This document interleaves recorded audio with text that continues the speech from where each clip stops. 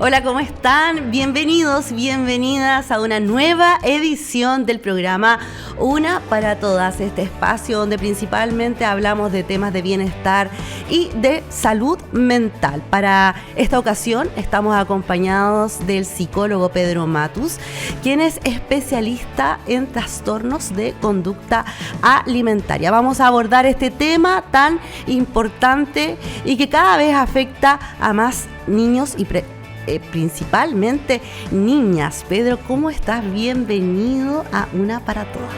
Hola Carla, mucho gusto y mucho gusto también a todos por darme este espacio para poder conversar sobre algo que es fundamental finalmente en este último tiempo y bueno, desde hace mucho tiempo la verdad que ha estado muy invisibilizado.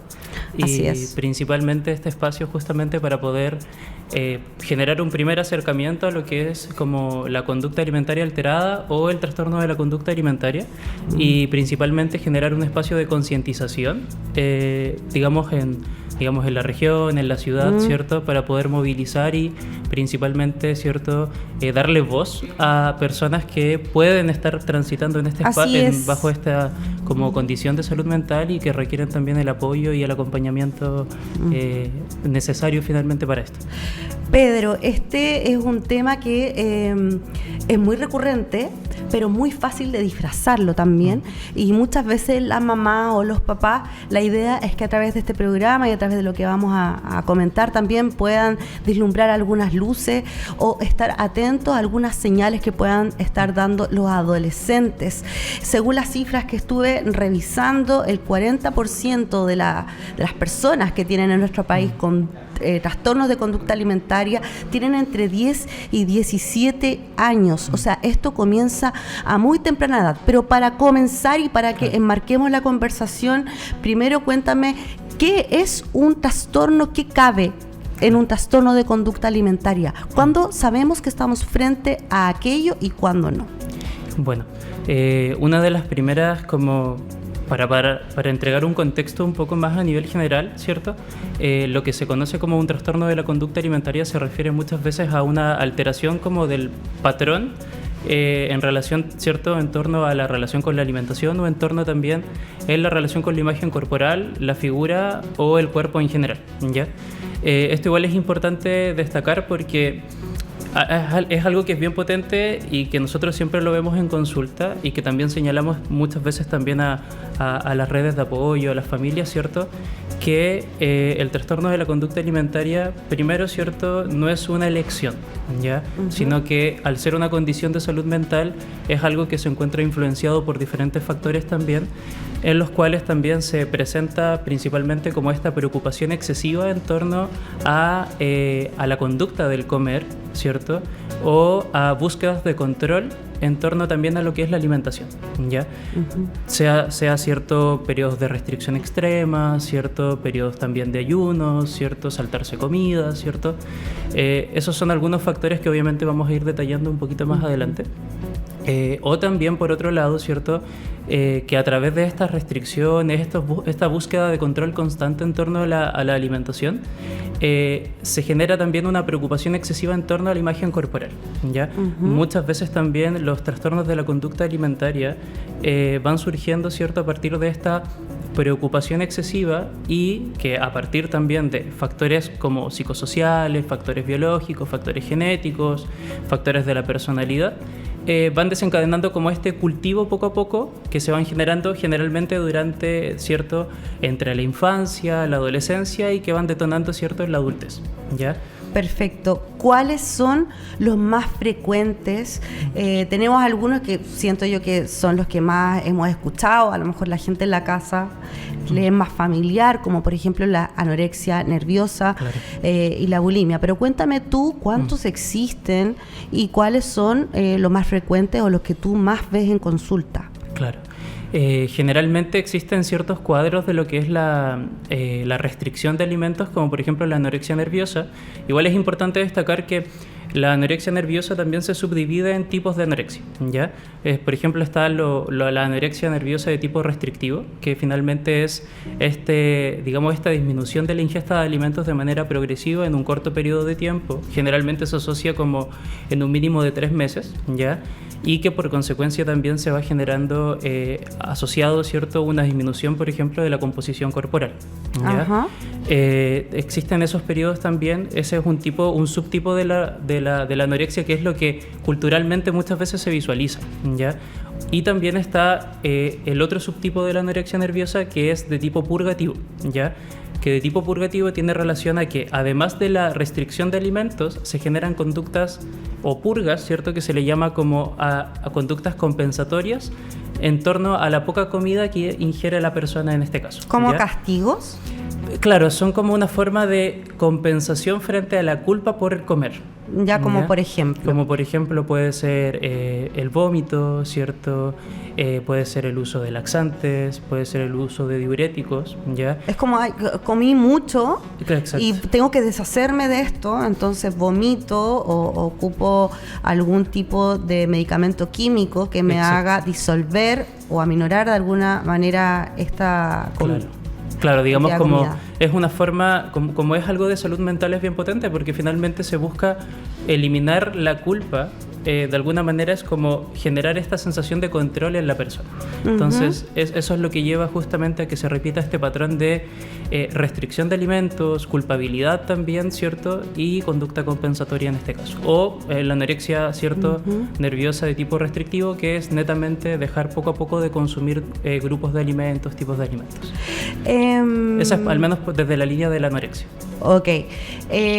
¿Cuáles crees tú que son las causas más frecuentes? Me imagino que también el contexto que tenemos hoy día de tanta presión social por un cuerpo de cierta manera, que tenemos que lucir de cierta forma. Sí, claro. Es una presión que tienen los jóvenes, pero ¿cuánto de eso influye para que finalmente una persona realmente desarrolle, por ejemplo, una anorexia o una bulimia? Hay también predisposiciones genéticas, porque Claro. como tú lo decías, es un problema de salud mental, no solamente Claro. porque veo a alguien en Instagram o veo en mi entorno esta presión, todos van a caer en eso, sino que hay Claro. algunas personas que están más vulnerables. Exacto, sí, es cierto. Finalmente, dentro de la línea alimentaria, como también hablaba de la anorexia, también existen otros cuadros también que nosotros vemos en clínica, como ¿Ya? por ejemplo es lo que es la bulimia, ¿cierto? Que también lo hablaremos un poquito más adelante, pero se asocia mucho a estos como factores que pueden ser como gatillantes o detonantes, ¿cierto? Que además de la presión social, ¿cierto? O estos estereotipos también de belleza que justamente igual se vinculan mucho al inicio de cuadros también alimentarios. Está lo que es, por ejemplo, todo lo asociado a la cultura de dieta. ¿Ya? Eso es un factor, digamos, que dentro de la experiencia clínica o lo que yo he visto, muchos y muchas adolescentes también, generalmente los trastornos de la conducta alimentaria parten de una dieta. ¿Ya? ¿Ya? Eso igual es importante porque lo que tratamos de explicar es que no todas las dietas pueden detonar en un trastorno de la conducta alimentaria, pero todos los trastornos de la conducta alimentaria nacen de una dieta. Generalmente, ¿a qué edad nacen estos trastornos? Digamos, se asociaba mucho, como tú comentabas también, que era como entre este rango entre los 10 a los 17, 18 años, ¿ya? Bien tempranamente. Sí, pero ahora últimamente se ha visualizado que también surgen de mucho antes, ¿ya? Ajá. Principalmente Wow. también asociado, por ejemplo, a la sobreexposición de las redes sociales, ¿ya? Ya. El no filtro también de las redes sociales, por ejemplo. Me ha tocado también en experiencias clínicas que me ha tocado trabajar con pequeñas también de 8 años que ya conocen lo que es el constructo de la dieta, ya presentan... A los 8 años. No te puedo creer. Ya conocen, digamos, todo este material, consumen el material también en redes sociales porque hay muy poco filtro. Y la gran información en torno a conductas restrictivas, conductas de dieta, los estereotipos también de delgadez, ¿cierto? Y todo este deseo de la baja de peso de manera constante y de manera obsesiva también, o por otro lado el temor al aumento de peso por todo lo asociado también de, por ejemplo, lo que es la gordofobia, que es otro constructo social que mantiene también los trastornos de la conducta alimentaria. Las pequeñas y los pequeños absorben mucha información de eso, ¿ya? Y eso igual es tremendamente peligroso porque en el fondo se está generando la idea en la mente también del niño, de la niña o del adolescente en este caso, que el cuerpo es, digamos, lo más importante de la persona, por sobre otros aspectos de la vida en general. Cualquier otro aspecto. Claro, es como, claro, y ahí es donde finalmente el adolescente, el niño o la niña va generando y va formando este camino, creyendo en la idea que el cuerpo es lo más importante en mi vida, y si realmente tengo un cuerpo delgado, ¿cierto? Todo va a estar bien, ¿se entiende? Que finalmente es como el valor moral que se le da al concepto del cuerpo o la corporalidad, en este mundo que también es un mundo muy centrado en el peso, que finalmente si tengo X tipo de cuerpo soy más valioso que tener otro X cuerpo, por ejemplo, otro tamaño corporal. Entonces esa información se va formando un poco en la mente del niño o de la niña, y es tremendamente dañino, porque eso es lo que va gatillando poco a poco más el entorno social, que muchas veces promueve conductas que si bien son muy normalizadas acá, en Chile principalmente, como dietas extremas, ayunos intermitentes también, sin la observación también de algún profesional que lo pueda como acompañar, que eso igual es importante. Generalmente las personas inician dietas que ven en redes sociales. ¿Se entiende? Sí, efectivamente, de eso también te quería hablar. Tú tocaste el tema del ayuno intermitente, que me parece súper clave. ¿Crees tú que el ayuno intermitente es una forma disfrazada de anorexia o de restricción alimentaria? Eso es lo que nosotros observamos también en clínica. Por ejemplo,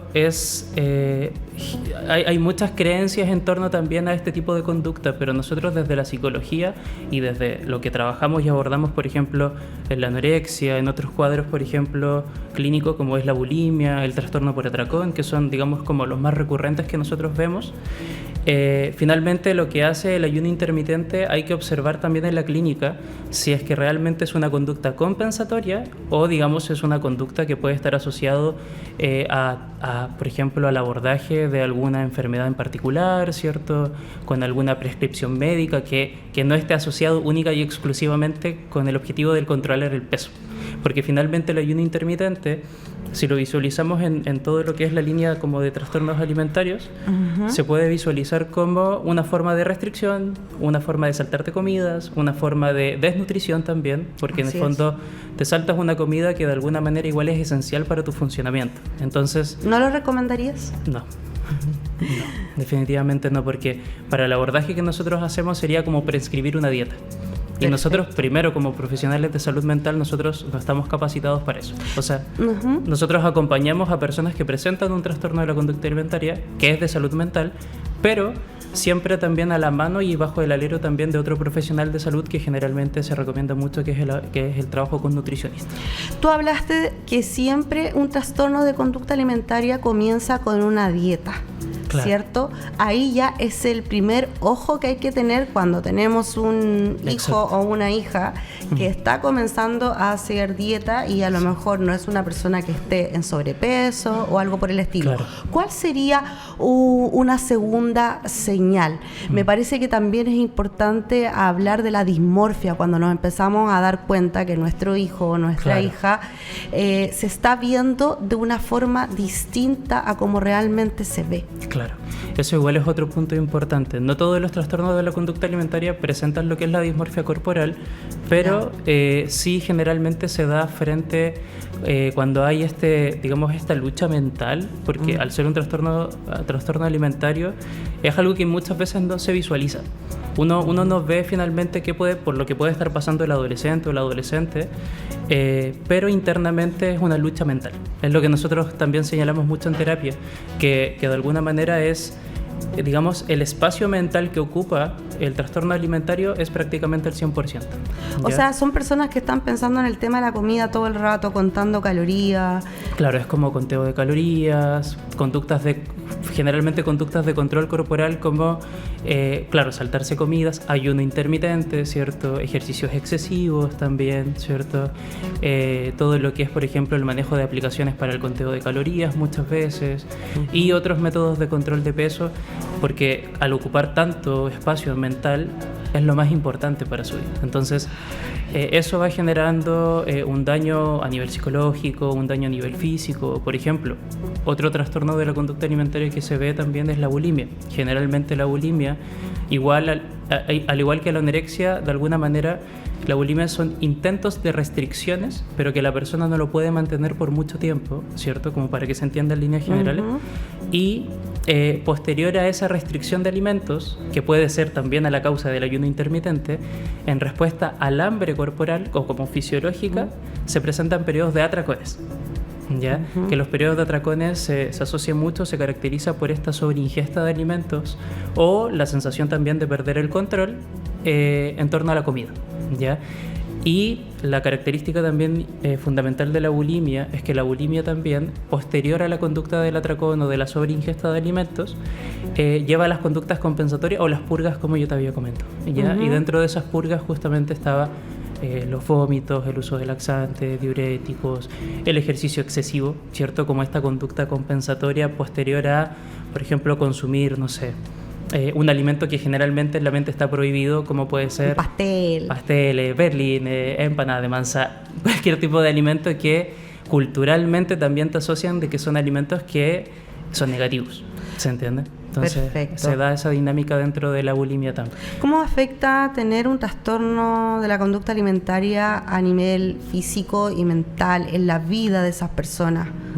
¿Cómo? O sea, a ver, honestamente podríamos estar hablando como otra hora más solamente de las consecuencias, ¿ya?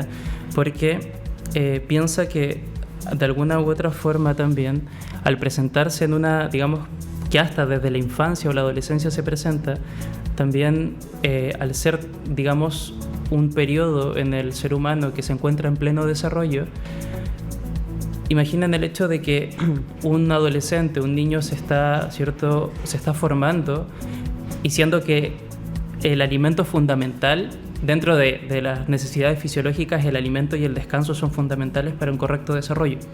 Entonces, un cerebro que no se nutre bien, un cerebro que también presenta, digamos, este tipo de alteraciones de la conducta alimentaria, es un cerebro también o es un cuerpo que de alguna manera no se va a desarrollar correctamente.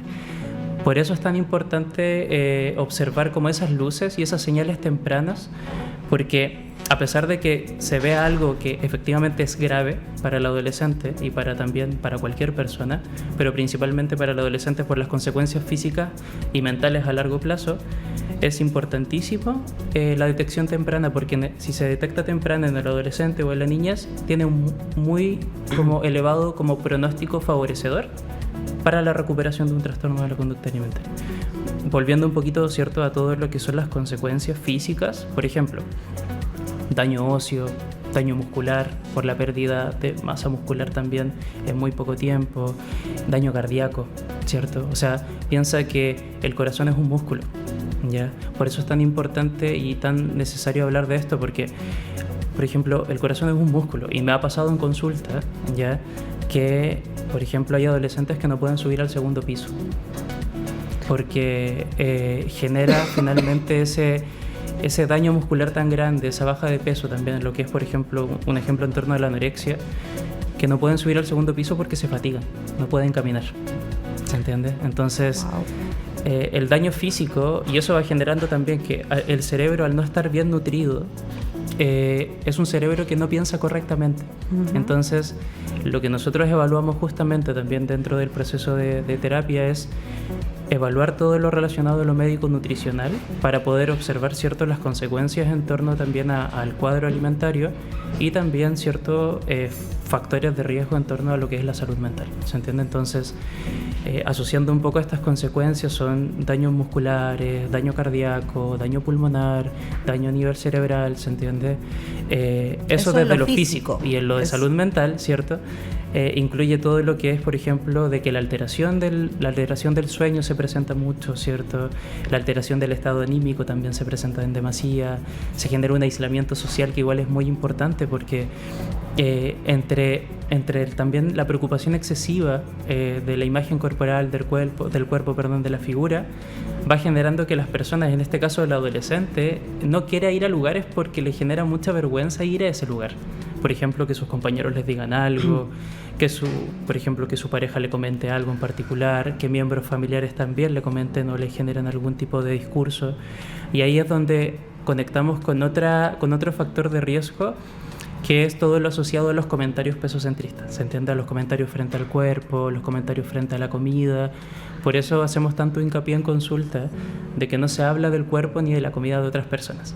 No, ¿Crees tú que hoy día estamos en una sociedad que a lo mejor es un poco más respetuosa con respecto, o por lo menos ya sabemos que hablar del cuerpo ajeno es algo que no se debe hacer? Claro. O por lo menos yo recuerdo que a lo mejor mis padres me hayan dicho, no se hacen comentarios del cuerpo. Yo sí se lo digo a mi hija que tiene 6 años. Claro. Yo le digo, nunca se hacen comentarios del cuerpo ajeno. Sí. Hay como un poco más de conciencia, pero también estamos más bombardeados de información por los mismos medios, las redes sociales. Sí, claro. Entonces también al mismo tiempo es como un poco difícil, porque también estamos mucho más bombardeados de cómo debemos ser. Claro.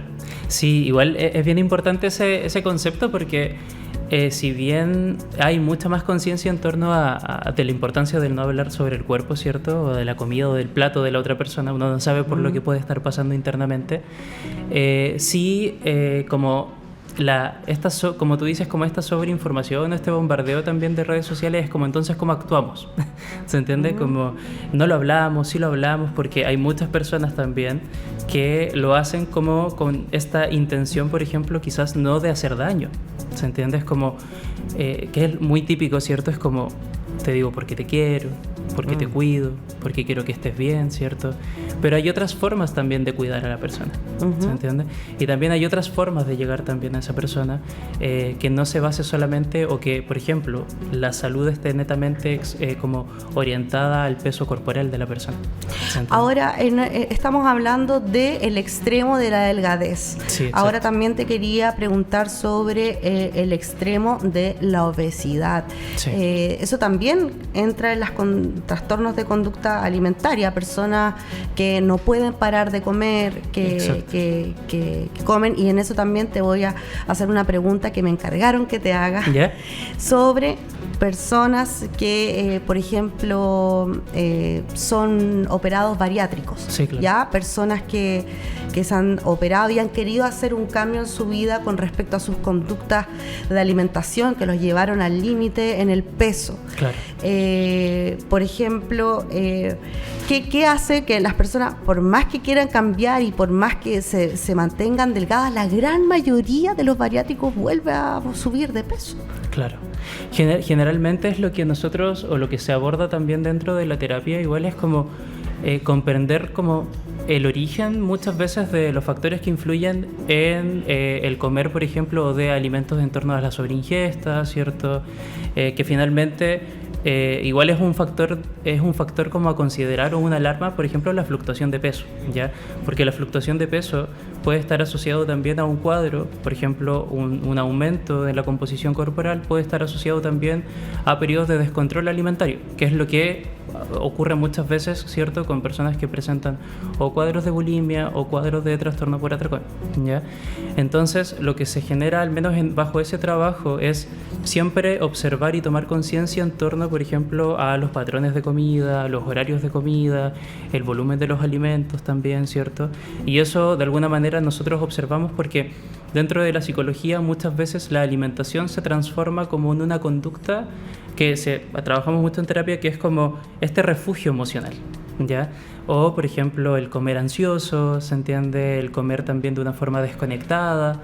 Entonces, eso puede estar generando muchas veces que, en este caso, en pacientes, ¿cierto?, que se genera este tipo de operación, puede ser un factor influyente, ¿ya?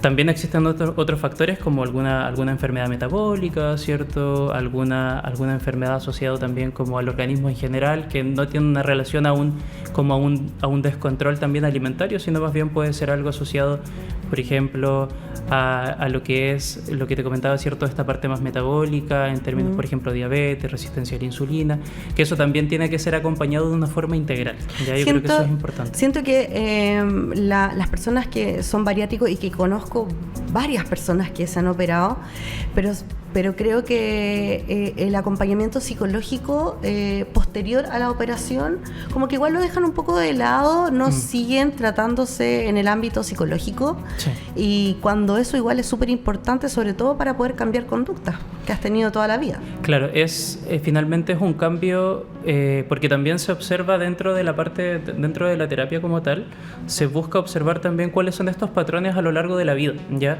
Porque muchos patrones en torno de la relación con la alimentación vienen también de forma como transgeneracional, ¿ya? Digamos como que los padres, ¿cierto?, inculcan de alguna manera estas conductas alimentarias. Muchas veces hay tradiciones, ¿cierto?, en torno a lo alimentario, por ejemplo, el comer en familia, que eso puede estar generando... El comer harto. También, por ejemplo, el comer ciertos llenos. volúmenes, ¿cierto? O, que es algo que es muy habitual, el castigo, por ejemplo, por la comida.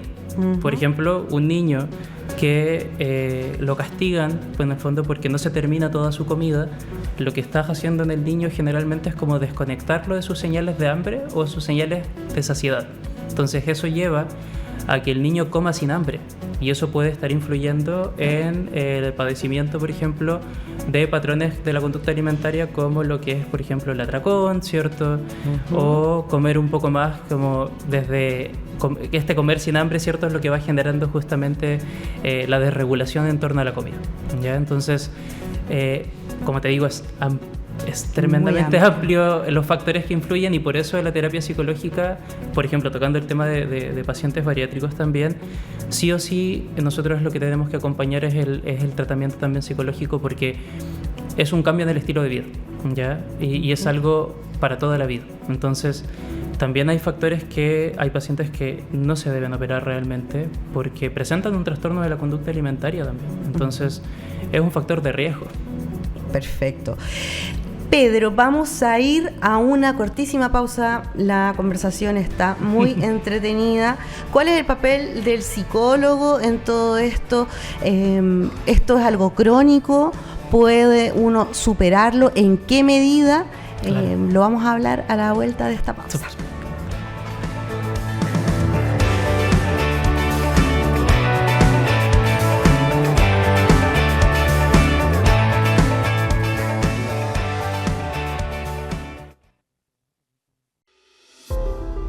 Hola, mi nombre es Valdivia y junto a mí te invito a recorrer mis aguas, mis tierras, mi selva.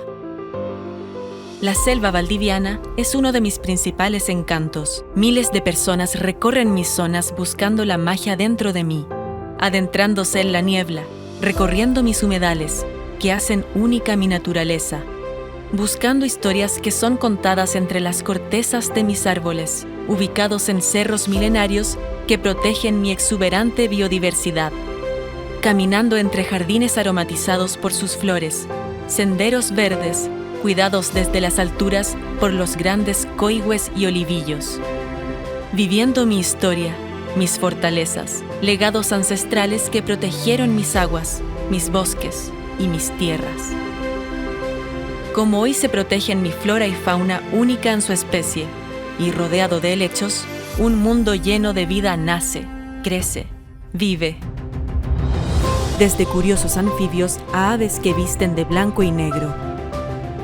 Te invito a conocerme, a mi verde magia y a mis senderos naturales escondidos. Ven y descubre. Valdivia, la buena vida. Invita Ilustre Municipalidad de Valdivia.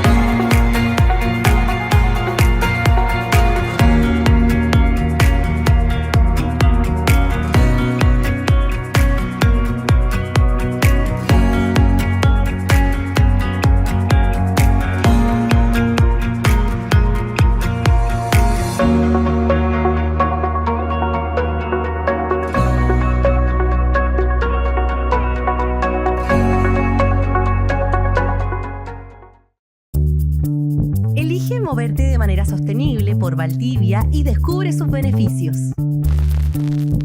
Comienza tu día en bicicleta y experimenta la libertad de desplazarte mientras cuidas de tu salud y el medio ambiente.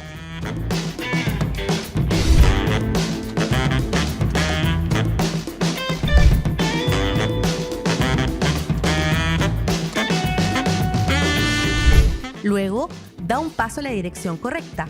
Caminar es una forma simple de conectarte con la ciudad y reducir tu huella de carbono. Y no olvides los ríos. El transporte fluvial te brinda una experiencia única de movilidad sostenible, reduciendo la congestión y contaminación.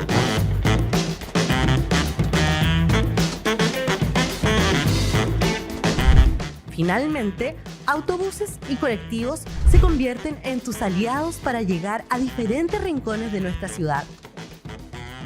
Cada elección que haces suma a un Valdivia más verde y sostenible, con menos tráfico, aire más limpio y un mejor futuro para todos y todas. Súmate y muévete sin auto. Iniciativa impulsada por la Ilustre Municipalidad de Valdivia y WWF, en colaboración con la Mesa de Movilidad Sostenible de Valdivia.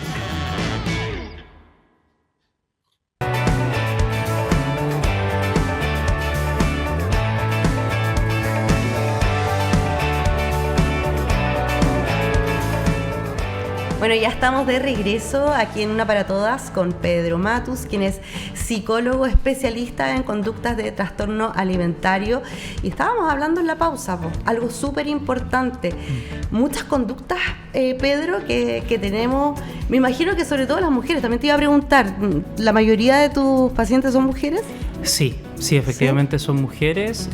Hay más presencia de hombres, ya, pero mayoritariamente por sí. toda esta cultura en torno al peso, los estereotipos de delgadez también, sí, de por sí es un factor de riesgo también la población. Tenemos a veces, de pronto, ¿cuál es ese límite, no? Esa línea delgada de tratar de ser fitness y tratar de llevar... ser saludable, y cuando pasamos el límite y ya estamos teniendo una conducta media anoréxica. Claro.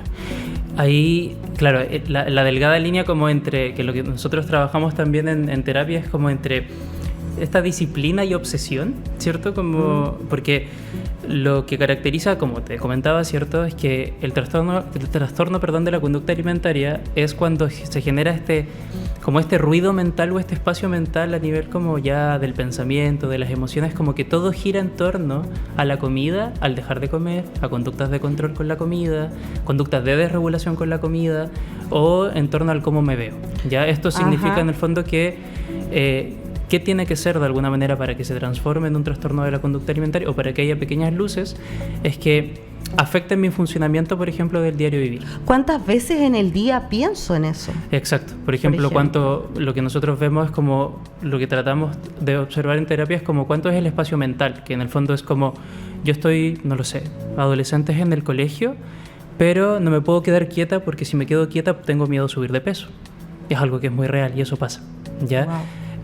Por ejemplo, algo en particular que pasa en terapia es que las personas constantemente están pensando o planificando en la semana cuánto comer y qué comer y cuántas calorías consumir y cuánto nivel de energía. Y lo tienen todo chequeado, ni siquiera en aplicaciones, sino que es todo mental. Entonces, todo eso también se trabaja en terapia. Entonces, es un trabajo bien profundo porque en el fondo lo que hacemos es como generar nuevas creencias que sean sostenibles en la persona, que no se transformen en esa obsesión, porque, por ejemplo, claro, aquí se ven a chicos, ¿cierto?, que están trotando, ¿cierto?, están ahí cada uno en su ritmo, pero, por ejemplo, cada adolescente puede estar pensando, ¿cierto?, es como todavía tengo que correr 100 metros para quemar, por ejemplo, la hamburguesa que me comí. Y eso es algo que uno no lo ve, ¿ya? Y son conductas que están tremendamente normalizadas. Por ejemplo, nosotros voy a ciertos lugares, por ejemplo, cierto restaurante o algún lugar, ¿cierto?, a servirme alguna cosita. Y pasa mucho que se perciben también como conductas, digamos, compensatorias. Como por ejemplo, una persona está consumiendo una hamburguesa tranquilo, una papa frita, y de pronto es como se siente culpable por comer eso, y dentro de su discurso está esto no debería estar haciéndolo. Mañana voy a ir al gimnasio temprano para bajar de peso.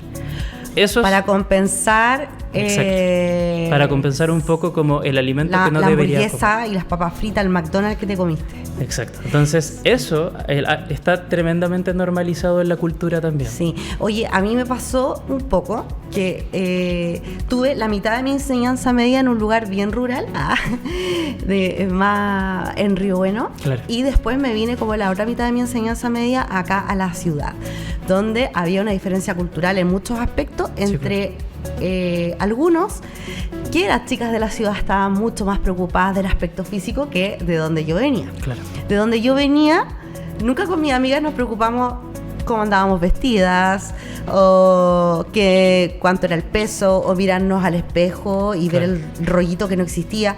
Pero llegó acá a este colegio donde eran mujeres, puras mujeres además, donde era el tema recurrente, claro.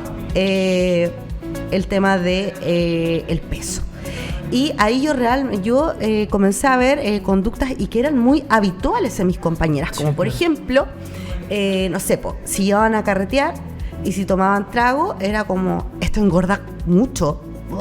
Vomitar después del carrete siempre era el vómito. Sí. Todas iban a vomitar el alcohol, no porque estuvieran ebrias, sino porque si tomaron una copa tenían que vomitarla, porque tenía demasiadas calorías. Claro. Yo nunca había visto eso en mi vida. Yo nunca me había preocupado. Yo impactada porque yo nunca me había preocupado hasta ese momento en mi vida cuánto yo pesaba, si yo estaba gorda o flaca. Nunca lo había pensado. Y ahí comencé recién a pensarlo. Claro. Y ellas me hicieron el comentario también de que cuando yo llegué al colegio era rechonchita. Y yo me encontraba regia estupenda y me encontraron que yo era rechonchita. Claro, porque todas así tenían una idea de delgadez, claro, muy como el heavy. Constructo ahí que le genera a veces el entorno. Pero también pasaba que en gran parte de mi enseñanza media, todavía estaba empezando todo lo de que es el internet y qué sé yo, no existían las redes sociales, ¿para qué decir?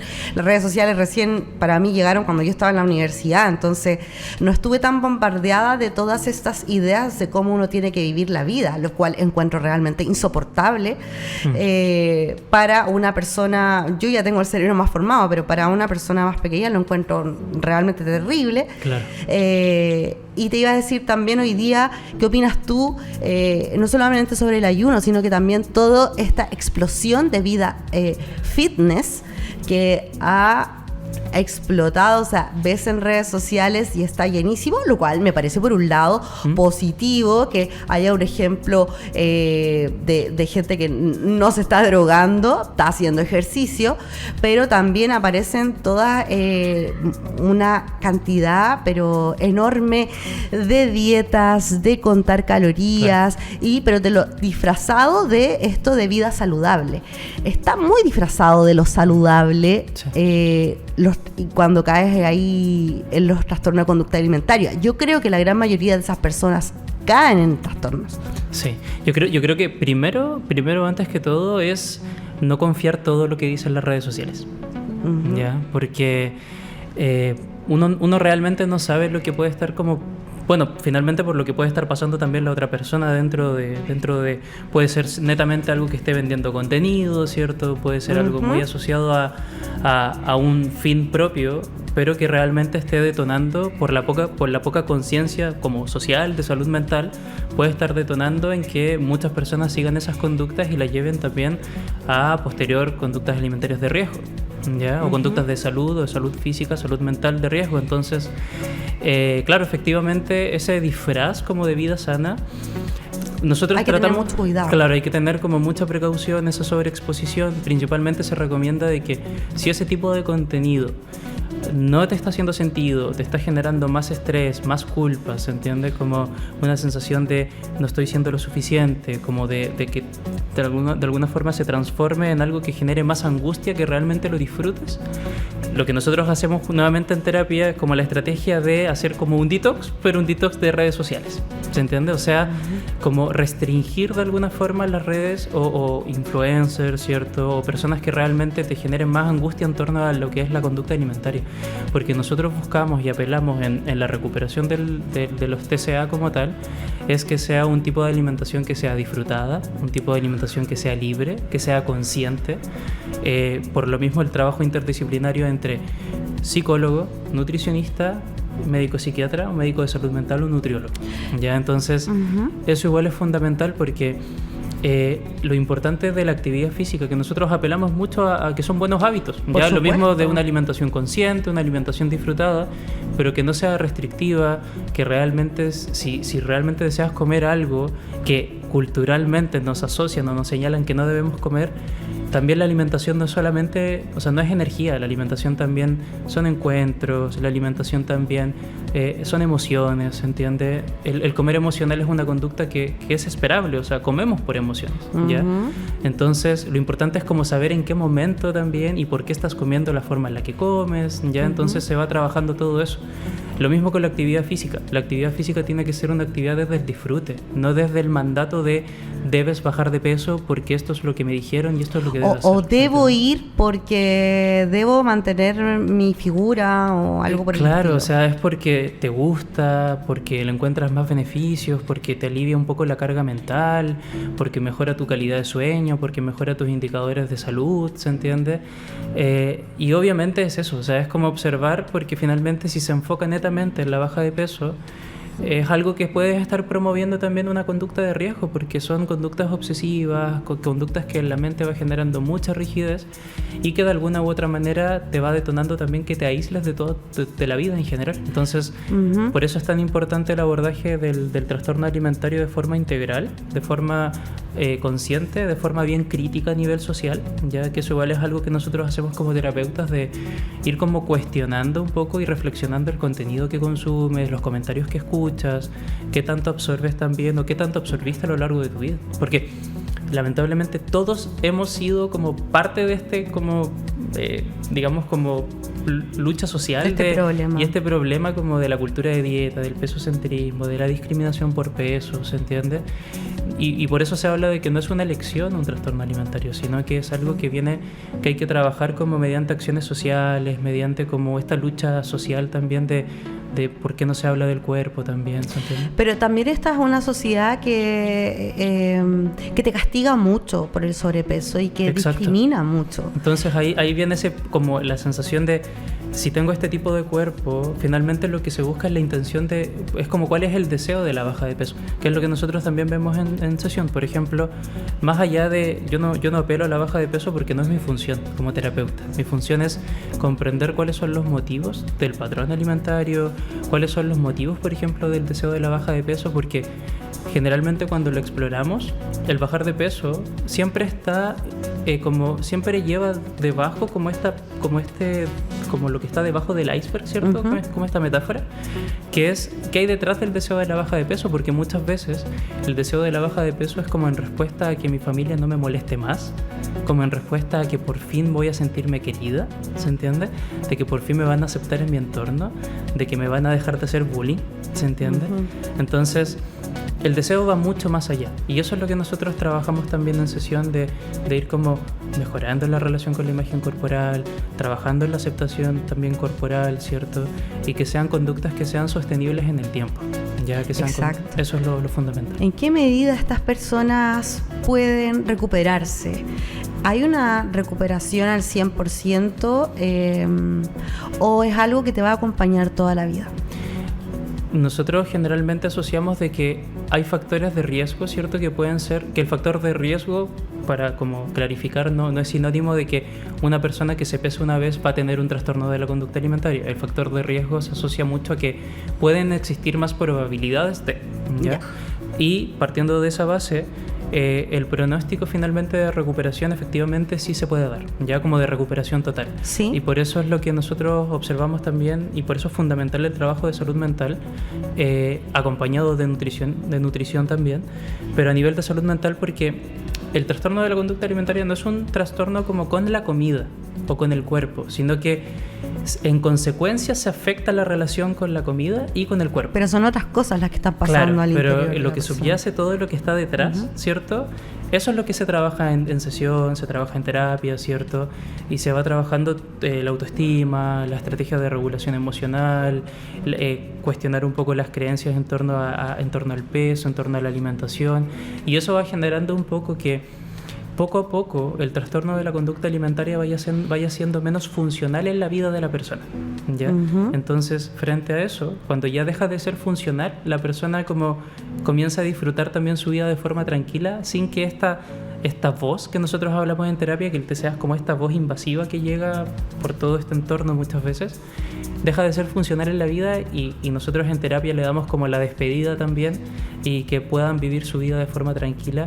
Y en el fondo con las preocupaciones de la alimentación que son naturales, ¿cierto? Como cuidar mi alimentación, se entiende, tener mis patrones de comida de forma regular, poder comer de forma nutritiva, pero también disfrutada si es que yo quiero hacer otras cosas, ¿se entiende?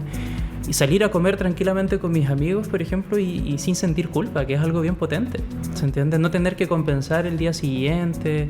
Es como una vida que valga realmente la pena también ser vivida, ya libre del trastorno alimentario. Entonces, por eso nosotros desde la psicoterapia siempre apelamos de que la recuperación total sí se puede dar, ya, pero la recuperación implica en un cambio mental, que se traduce en cambios conductuales también.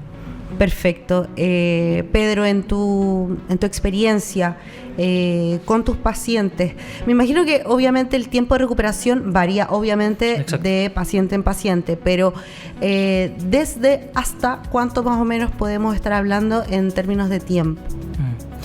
Como tú bien dices, igual Carla, es muy relativo, ¿ya? Eso también va a depender de la detección temprana del trastorno de las conductas en torno a la alimentación, ¿ya?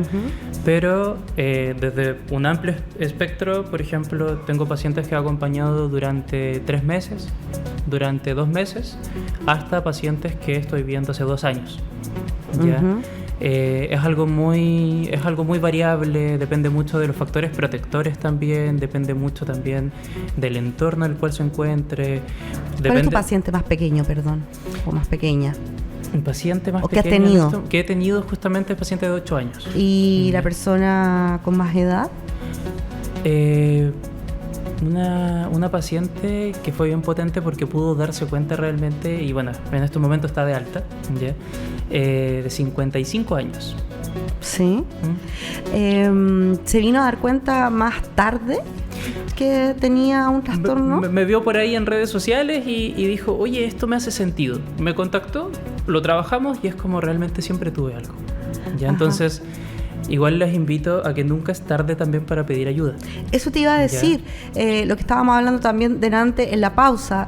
Muchas veces hemos tenido y hemos normalizado absolutamente estas conductas que son de trastorno de conducta alimentaria y lo tenemos súper internalizado y es algo muy común. También el llamado a Pedro a que las personas también más adultas, ¿cuáles son algunos de los signos o síntomas que también nos pueden hacer dar una luz de que nos está pasando algo a nosotros, no solamente a una niña de 8 años o de 10 años? Claro, o sea, digamos los síntomas o ciertas señales pueden ser muy similares también, como el pesarse constantemente, el conteo de calorías, leer, por ejemplo, etiquetas nutricionales de manera recurrente, los sentimientos de culpa después de comer, ¿se entiende? Conductas compensatorias después de comer, como las que hemos hablado también. Digamos como que el contenido en redes sociales estemos constantemente buscando, por ejemplo, dietas, ayunos, formas de control de peso, pueden ser igual muy caótico para la mente. Entonces, si realmente como ese tipo de señales también resuenan, es importante también como pedir ayuda para poder también como que finalmente no genere angustia en uno, porque si realmente es algo que te hace bien, no debería de por qué generar también ese tipo de malestar emocional, ¿ya? Entonces, digamos, en teoría, ¿cierto? Como que la comida no debería de generar culpa, partiendo de esa base, ¿se entiende? La comida es algo que ha estado toda la vida, ¿ya? Y entonces, si eso resuena también con alguna de las personas o que está viendo, que está escuchando, ¿cierto? Los invito también a pedir ayuda, los invito a pedir también como les decía, nunca es tarde también para poder trabajar esto, ya que culturalmente y lamentablemente ha estado tan normalizado por mucho tiempo, ¿ya? Se puede trabajar la relación con la alimentación, se puede trabajar la relación con la imagen corporal y por ende también la recuperación, o también pueden prevenir que personas de su entorno presenten también esto que atormenta mucho, se vive de forma muy silenciada, uno trata de pedir ayuda y finalmente muchas personas también invalidan la idea de que simplemente sus respuestas pueden llegar a ser como tienes que dejar de comer y ya, ¿se entiende? Y no funciona así, ¿ya? Porque lo que estás haciendo, claro, va mucho más profundo y lo que estás haciendo de alguna u otra manera se invalida realmente el dolor de la persona que está viviendo eso. Entonces, en el espacio de terapia nosotros también, desde esta mirada más amable, desde esta mirada más compasiva, buscamos justamente entender la función que cumple la comida en tu vida, la función que cumple la imagen corporal, el cuerpo también en tu vida, y poder vivir sin ese sufrimiento, ya poder vivir con ese espacio mental tranquilo en donde no esté el 100% la comida y el cuerpo, sino que el espacio mental que ocupen tus hijos, tus hermanos, tu familia, el trabajo, tus actividades de la vida diaria, etcétera, como que pueda distribuirse de muy buena manera también y no genere más caos. Perfecto, Pedro. Señor director, no sé cuánto tiempo llevamos, seguro ya nos pasamos los 25 minutos de nuevo. Oye, Pedro, agradecerte esta conversación, educar también. Este espacio que siempre lo decimos es un espacio de educación también para nuestra audiencia, y también son temas que queremos que la gente converse más a menudo en la mesa. Claro. Que tengamos esas conversaciones con los hijos o también con nuestro fuero interno, porque también esto nos puede hacer sentido a cada uno.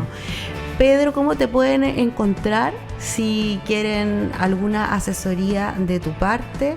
¿Tienes algunas redes sociales donde puedan encontrarte? Por favor, déjanos todos tus contactos. Sí, bueno, yo trabajo aquí pasadito, ¿cierto? Abajo del Puente de las Ánimas, en Kitsui, que es un centro de salud mental. ¿Ya? También trabajo en la clínica alemana, ya ahí tenemos un equipo multidisciplinario. Yo también trabajo con nutricionistas también, que están especializadas en el área de trastornos de la conducta alimentaria. Y también trabajo de manera particular, me pueden seguir en Instagram, ¿cierto? La página es psiconutricionalmente, esa es la página de Instagram. Y cualquier duda que tengan, cualquier consulta, siempre estoy como 100% abierto a poder entregarles contenido, material, cómo apoyar a un familiar que presenta un trastorno de la conducta alimentaria. Vamos creando guías también constantemente y vamos tratando como de entregar material igual de apoyo a familias, ya las redes de apoyo que es fundamental en este acompañamiento. Y bueno, lo que necesitan conversar, si tienen a alguien, por ejemplo, que no sepan cómo ayudarlo o cómo ayudarla, hablen conmigo, lo podemos conversar, ¿cierto? Y podemos juntos también como acompañar a esa persona que quizás también lo necesita. Hermoso trabajo el que haces, Pedro, y qué bueno también saber que acá en Valdivia contamos con equipos multidisciplinarios, con especialistas para abordar quienes necesitan ayuda en este ámbito. No tenemos que necesariamente salir de Valdivia, los profesionales están aquí.